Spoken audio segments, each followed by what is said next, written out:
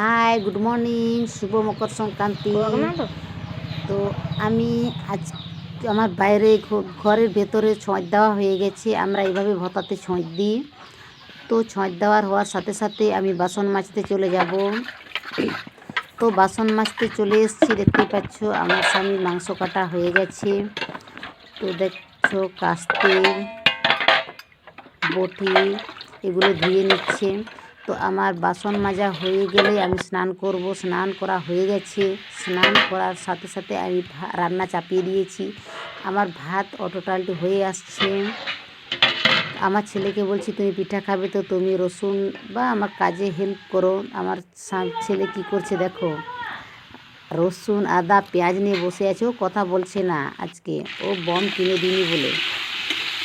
তো আমার মাংস হয়ে যাচ্ছে। তো মাংস হওয়ার সাথে সাথে আমি ভাত খেয়ে নিয়েছি। তারপরে দেখো আমি নতুন তাওয়াতে আমি জিরে এই গোটা মশলাগুলো যেগুলো আছে আমি সবগুলো ভেজে নিয়েছি। ভেজে নেওয়ার পরে আমি এই শিলনোড়াতে বাটবো। বেটে বেটে গুঁড়ো করে সব আলাদা আলাদা মশলাগুলো রাখবো। তো দেখো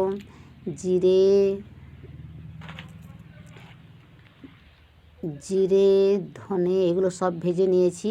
আমরা গুঁড়ো মশলা দিয়ে মানে প্যাকেট মশলা দিয়ে পিঠা বানাই না, কারণ ওটা অত স্বাদ লাগবে না। আর ভেজে ভেজে গুঁড়ো করলে এটা একটু পিঠের স্বাদটা আলাদা হবে। তো আমার মশলা রেডি হয়ে গেছে। দেখো পেঁয়াজ, রসুন, আদা, জিরে, ধনে, আমরা তেজপাতাও গুঁড়ো করেছি। দেখো এই যে তেজপাতা গোটা থাকলে তো ওটার গরম মশলা লঙ্কা, তেজপাতা গোটা থাকলে ওটা তো আর হবে না। তাই এই পিঠে করতে বসে গেছি। এইভাবে পাতাতে তেল দিতে হবে প্রথমে। তেল দিলে পিঠেটা লাগবে না, গুঁড়িটা লাগবে না এই পাতার মধ্যে। তাই দেখতেই পাচ্ছ মাংস আলাদা, অনেক মাংস আছে। আমি একটু মানে 4টে পিঠে করব, ওটার জন্য মাংসটা আলাদা করে ওটার মধ্যে মশলা নুন হলুদ সব মিক্সড করে একটু রাখবো, ওই 1 মিনিট মতো ওটাকে রেখে দেখো এইভাবে করছি এইভাবে। তো আমার এই ভিডিওটি কেমন বা কীভাবে মশলা বানিয়েছি বা পিঠে বানাবো ভালো লাগলে আমাকে কমেন্ট করবে। এই যে ওটা হয়ে গেছে, ওটার মধ্যেও তেল দেব হালকা, কারণ কাঁচা তেল তো তাহলে সিদ্ধ হবে। তারপরে আবার আলাদা বাটিতে আমি এরকম গুঁড়ি নুন পেঁয়াজ ওটা আবার মিক্সড করব। মিক্সড করে এইভাবে আমরা পিঠা বানাচ্ছি। তো তোমরা কেমনভাবে পিঠে বানাবে আমাকে কমেন্ট করবে।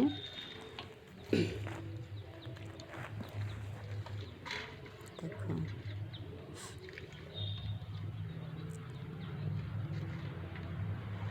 আমাকে পিঠে বানাতে কেউ সাহায্য করছে না। বাঁধনাতে আমার ছোট ছেলে সাহায্য করেছিল। আজকেও খুব মানে মুড খারাপ, মুড অফে আছে, তার জন্য আমাকে কেউ সাহায্য করেনি। আমি একাই পিঠে বানাচ্ছি। দেখো এইভাবে পিঠে বানাই। একটা পিঠে আমার তাওয়ার মধ্যে সিদ্ধ করতে দিয়ে দিয়েছি। তো এটা আবার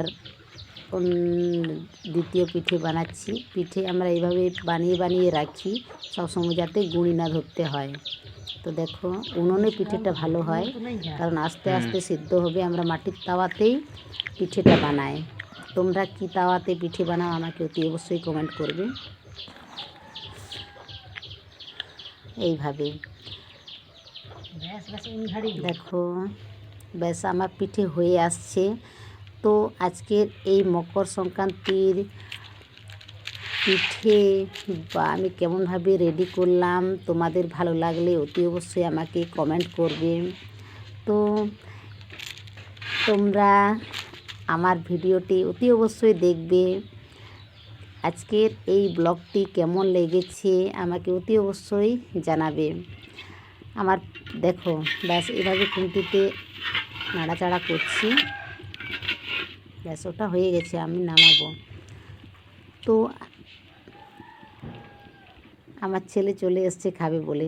ব্যাস এই যে পিঠে আমরা এখন খাবো সবাই মিলে, সবাইকে ডেকে ডেকে নিয়ে আসবো বলে। আমার ছেলে আমার স্বামী সবাই আমরা একসঙ্গে খেতে বসবো।